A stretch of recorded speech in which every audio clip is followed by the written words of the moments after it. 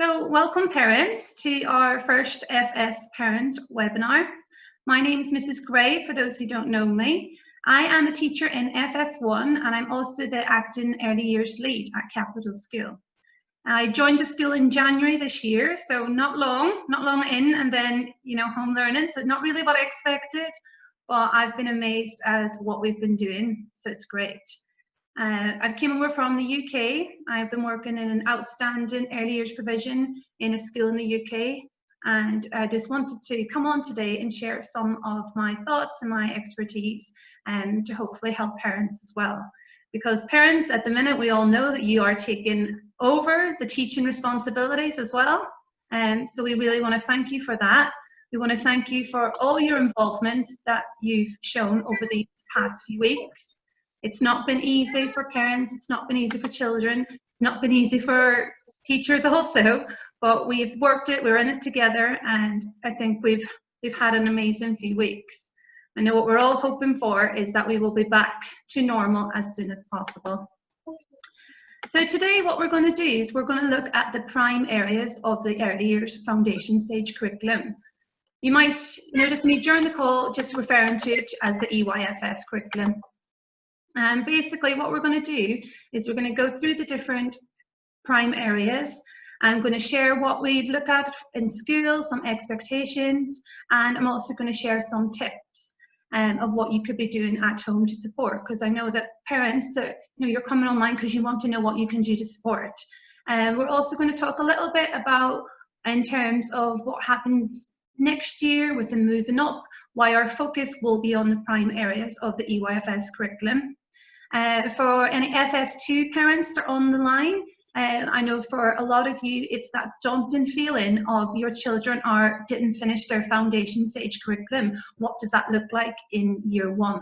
So I just want to reassure you that we will be carrying on the EYFS curriculum style up to year one. This is not just going to be done in our school, it's going to be done globally, because we understand that the children who are in FS2 really need to be secure in their early learning goals before we introduce them to the year one national curriculum. So let's get started. I'm just going to remind you again, if you could keep yourself on mute, just so that we drown out any background noise. Use the chat feature to ask any questions that you have. Ms. Brophy's on the line and she will be able to collate some questions, and we'll do that at the end.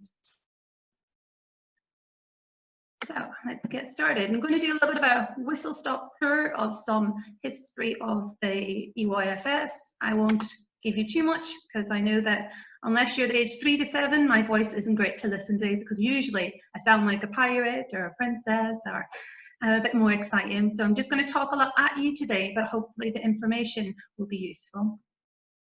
So the early years foundation stage is the stage of education from birth to the end of the FS2 year. So in the UK we call it reception year, and here it's the FS2 year. And what we look at is it's based on the recognition that children learn best through play and active learning. And so the 4 themes in the early years curriculum are the unique child, positive relationships, enabling environments, and learning and development. Now, as practitioners and as parents as well, we will know that if we treat every child as a unique child, which means we really get to know that child, their needs, their strengths, their weaknesses, what makes them learn, what makes them tick, where their ambition would be in terms of their learning. The enabling environment is how we can support that learning. Now, usually, obviously, in their FS1, FS2 year, most children will be at school, and the enabling environment will be their school environment, also with their home environment included in that.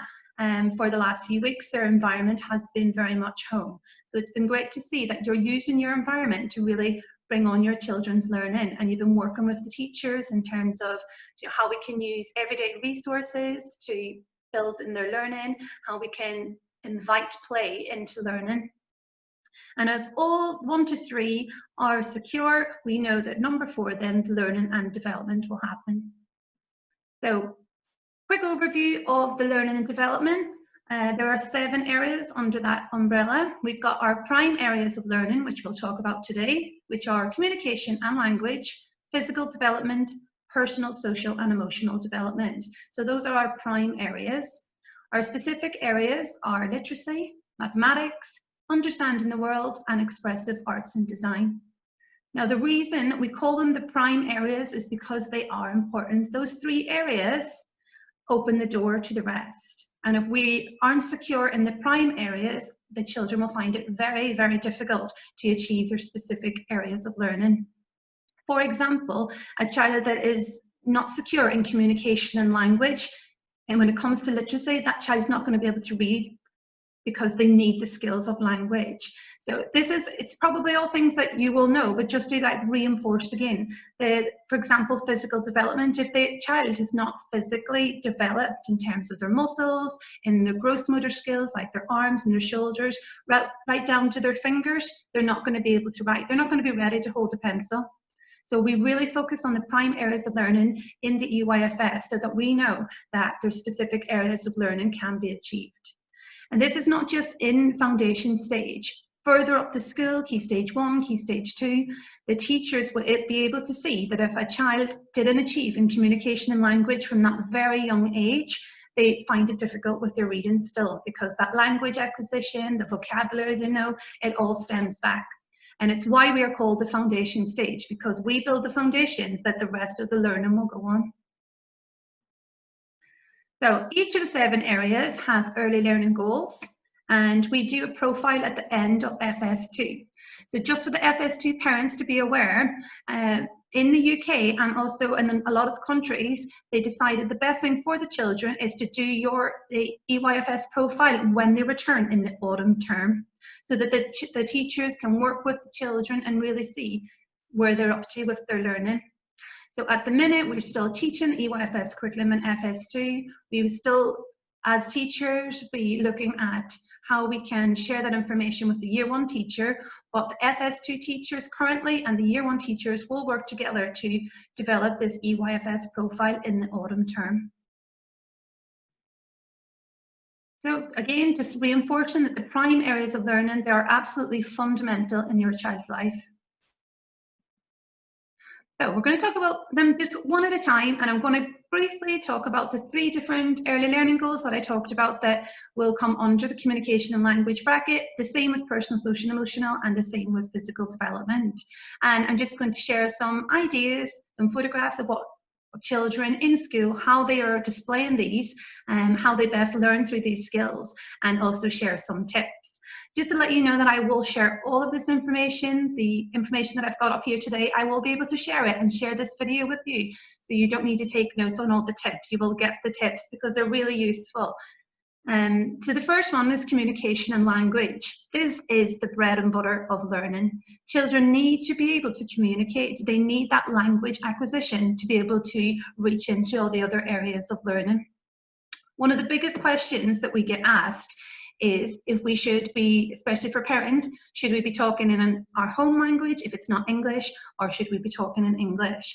And I know that comes up all the time. I've also worked in international schools in other countries, and this is a question that always comes up. The most important thing when learning the language is that the language is taught correctly. So if your home language is in English and you feel more confident to talk in your home language with your child, then that's what we would encourage you to do. In order for them to increase in a second language and to gather all that information in a second language, they need to be secure in their home language. In terms of school, in school obviously we speak English a lot. During this home learning, you will have your videos of your teacher, your Zoom calls to really develop them English skills. But for at home, if you feel more confident in a different language apart from English, we would definitely encourage this. The same with reading stories. If you read a story in your home language, it's still developing the same skills that we want the children to learn. So looking at comprehension, did they understand the story? If they can understand when you ask them a question in their home language, and they can pull out information from the story and retrieve information, and they can do that in their home language, then they will be able to do it in English because the skills are transferable. So the 3 different early learning goals under communication and language. The first one is listening and attention. And this is really important. Children need to be able to listen to others and to respond to others. You'll see that these all interlink with each other. They need to be able to listen while doing. This is a really big skill. Sometimes with children, you maybe need to say their name first to get their attention. What we do want them to build up to the early learning goals is that while they're doing something in their middle and they're playing, especially through play, that they can still talk to someone alongside them so they can listen and do at the same time. And also been able to respond to what they hear with meaningful comments and questions or even actions so that we know that their listening and attention skills are there.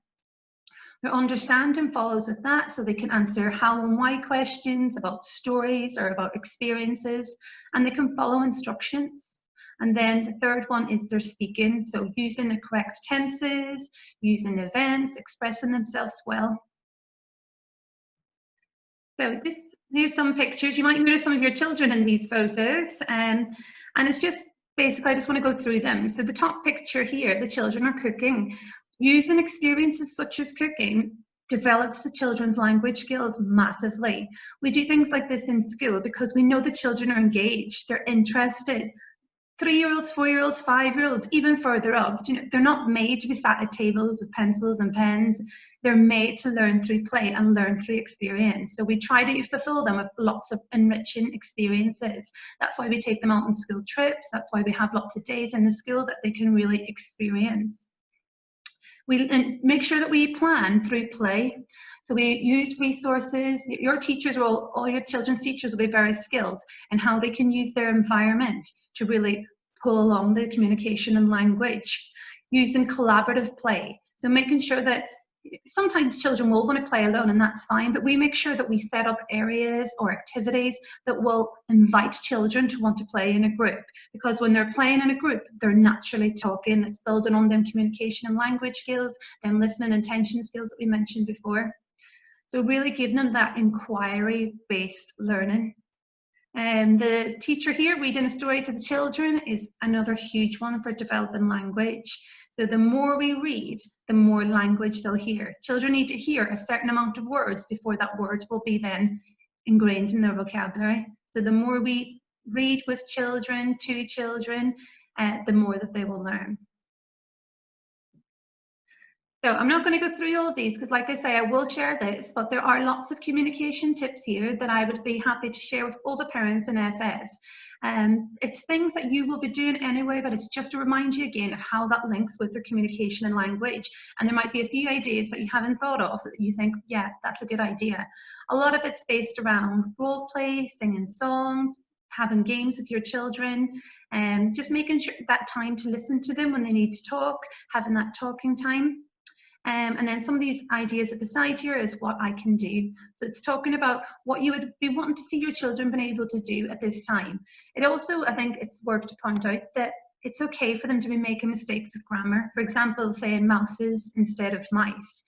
This is normal, even in a child that's not learning English as an additional language. This is normal, and as time goes on and they acquire more language, this filters out.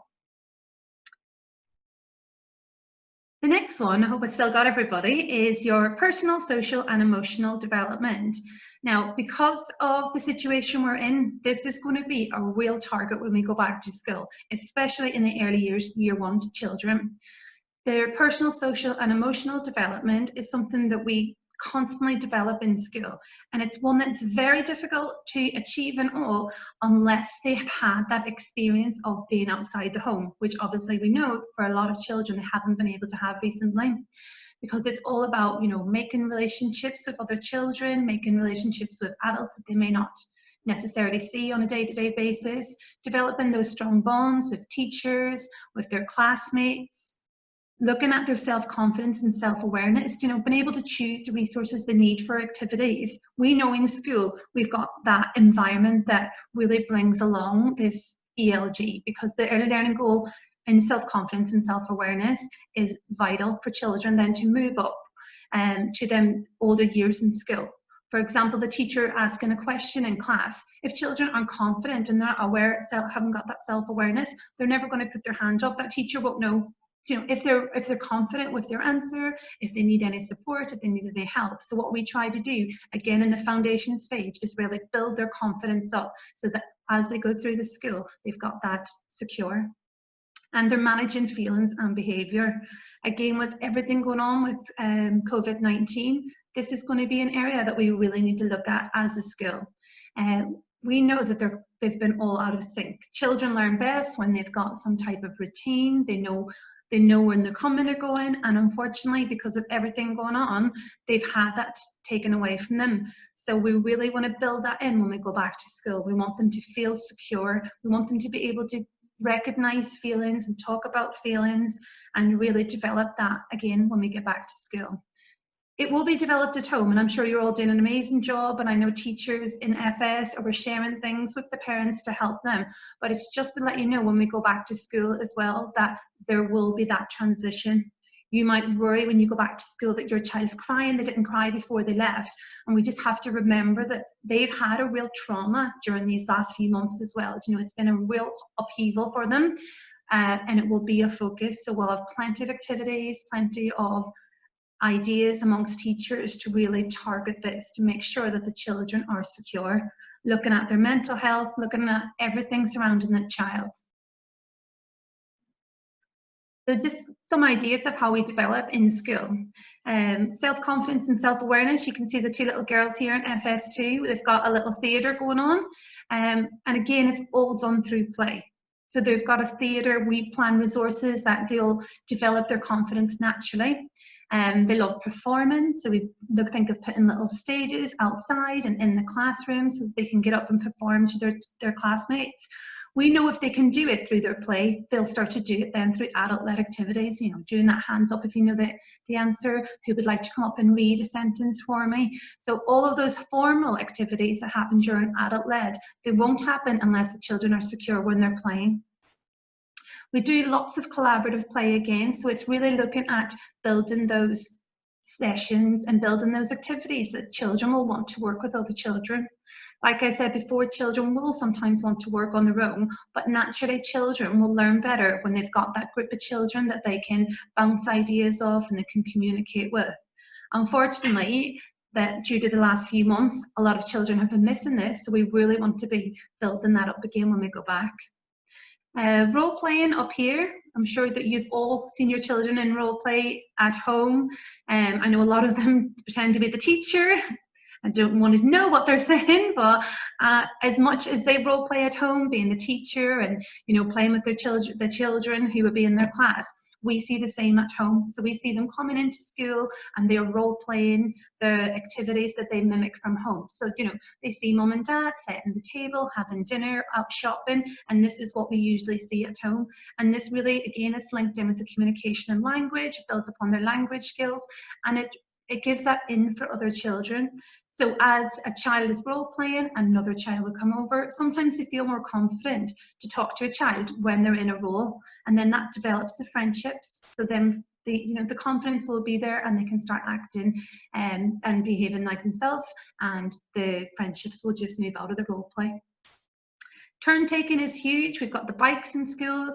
They need to learn again how to take turns. And this is something that we do every year when they come into school. But in the foundation years, it's something that we really work on. So it's that whole development side that we share resources, that we wait our turn, and we actually teach them how to do it by giving them the tools, such as teaching them what they could say. Can I have a turn?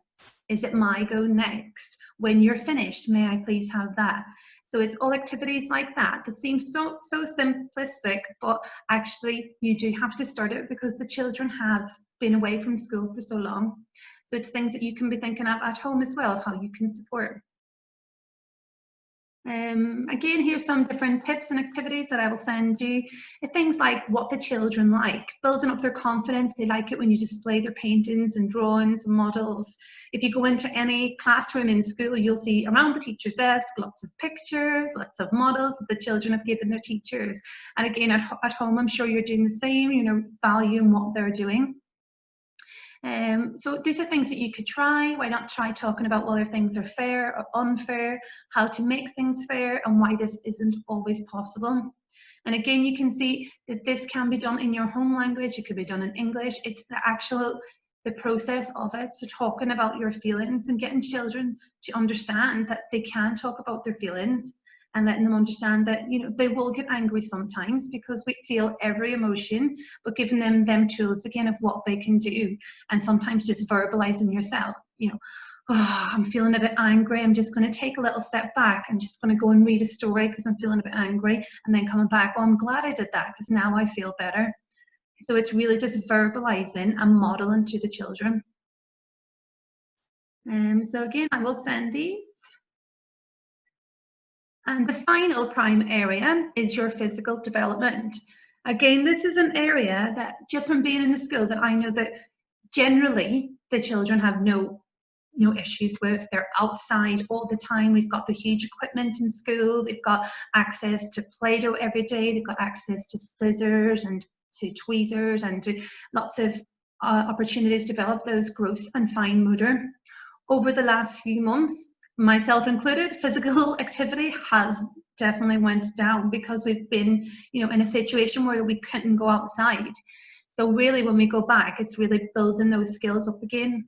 I mentioned before with the that you right unless your body is ready for it. So we needed to I'm losing my mind. For children, we need to develop all the gross motors before we go into fine motor skills.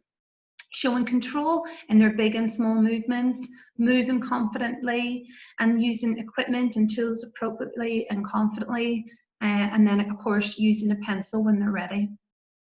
Health and self-care is one that I would say that even before we left school that we would always need to push on. This is in most schools that we go in because children will tend to say, I can't do it. And we get it all the time in school. Miss, I can't put my apron on for painting. Miss, can you help me with my shoes? I can't do it.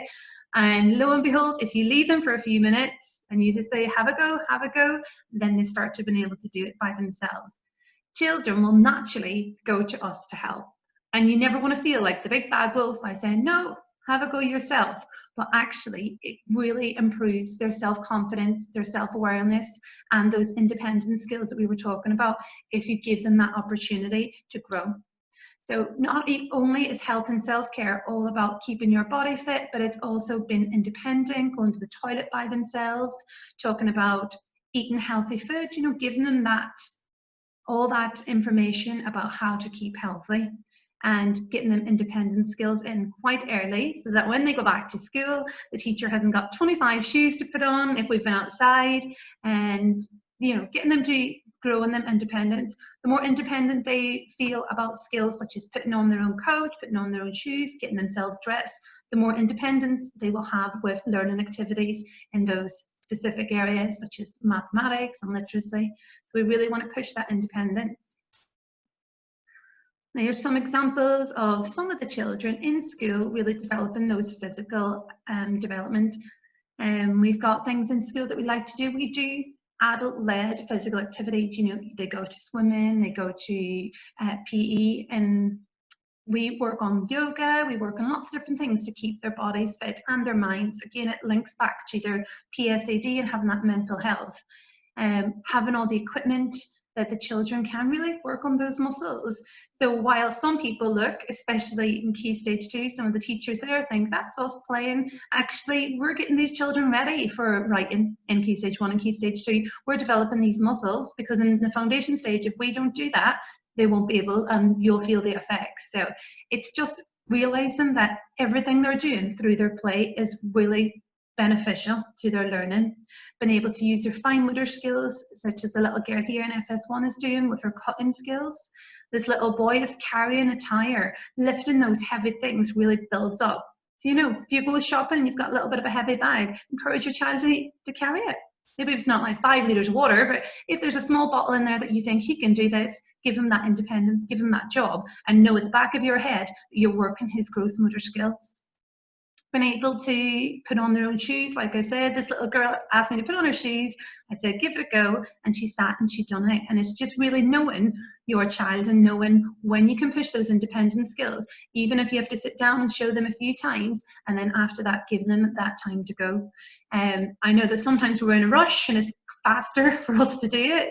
I'll be guilty of that as well in school, but it's really, if you've got the time to really practice those skills, it's perfect time. Balancing as well is another thing, so that you might see us outside playing in school, you might see the children outside playing at home, and you just need to know that they're working on their balancing skills. That means they're working on their core, they'll be able to sit at a chair and be able to do their work when they're ready. So again, we've got some physical development tips. So getting them to dress and undress, even zips and buttons, which are challenging for children to do. Again, that works on all those fine motor skills that we talked about.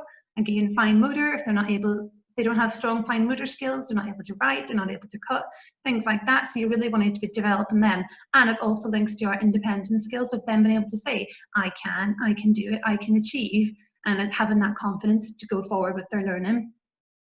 Playing lots of activities, playing lots of games. So again, it's just all about really developing those physical development skills. So there's some nice activities here, and I'll share this. Now this activities here looking more like FS1, and then as we move on to the blue, looking really at FS2, so like 4 years and above. And again, it's more developing. But again, we say this is more FS1, this is more FS2, but because the early years curriculum goes from naught to the end of FS2, some children might achieve goals at different points. Some children might achieve goals when they're 22 to 36 months. Some children might achieve goals when they're 30 to 50 months, or when they're 40 to 60 months. And again, going right back to the 4 principles of the EYFS curriculum, it's making sure that we look at each child as that unique child. So it's just knowing where your child is, and obviously encouraging your child and giving them lots of praise for what they do, but always have in the back of your head, are they ready now to move forward? Are they ready for another challenge? What else could we do? So I thought these tips might be really helpful for you for that. Different things that they'll be able to do by themselves, using cutlery, drawing shapes. I know they'll be writing letters, and I know because I look at the phonics of what they're doing in their literacy in FS2. Again, if they are struggling with any element of that, look back at their physical development and see what we could be doing to really improve. Okay, so the first few weeks back to school, it's really important to know that we will find out what the children already know and can do. Every teacher will have this every year. I know this year it will be different because they've been off for longer. We'll take that longer time. We will look at every child as unique. We will see where their starting points are, and we will be able to set challenges. The most important thing to realize too is that we work together with the previous teacher. So the children who are currently in FS2, as they move to year 1, your FS2 teacher will liaise with the year 1 teacher over the next few weeks, and that will be part of the transition process. I will hold another seminar a few weeks' time all about transition, but just let you know that that will be going on. We use this information to help us develop every child's individual learning programme. And again, that's just looking at where they're up to, where they're going, and how we can help them get there. But of course, we value any contributions you would like to make in helping us get to know your child's needs. So if you've got any concerns, share them with your teacher. If you've got anything that you're not even concerned about, if you've got something that you want to really highlight so that they know that your child can do it, again, share this with your teacher. I would say the best thing that's coming out of this home learning process is that teachers and parents have probably never been as connected as strongly as they are now. So we really want to value that, and we want to see how we can weave that into normal school life. We don't want to lose this connection that we have with you. I'm sure you're all happy to lose the teacher role and just pass it back to us, but we really want to keep that communication open. So, you know, have that communication with your teacher, whether it's when you pick up your children, whether it's on Class Dojo, you just want to shoot them a message. You know how the early years curriculum works. You've been helping us teach it for the last few months, so you will be able to really have a say with your child this year, and we really hope you do. We really hope you keep connected with the skill. I'm just going to finish this with a really nice quote from and that's adults who help children to play, or adults who help children to learn. And I hope what you got out of this today was that all the activities that we talk about, all the activities are done through play. Make it a game. The more you play, the more the children think they're having a game, the more they will learn, because it's going with their interests. So I hope that was, it was a bit of a whistle stop. And again, I apologize that I'm just talking, but usually I would do these type of talks in a big hall where we could break into groups, we could have lots of chat going on. But unfortunately with the Zoom, it's just easier to do it this way. If you have any questions and you want to put it in the chat now, Ms. Brophy will ask them. And if not, my email was at the beginning. And you can have my email, I will send it out and you can email me directly. Yeah, I think that was it. Ms. Brophy, if you're there, I'd love to hear if there's any questions.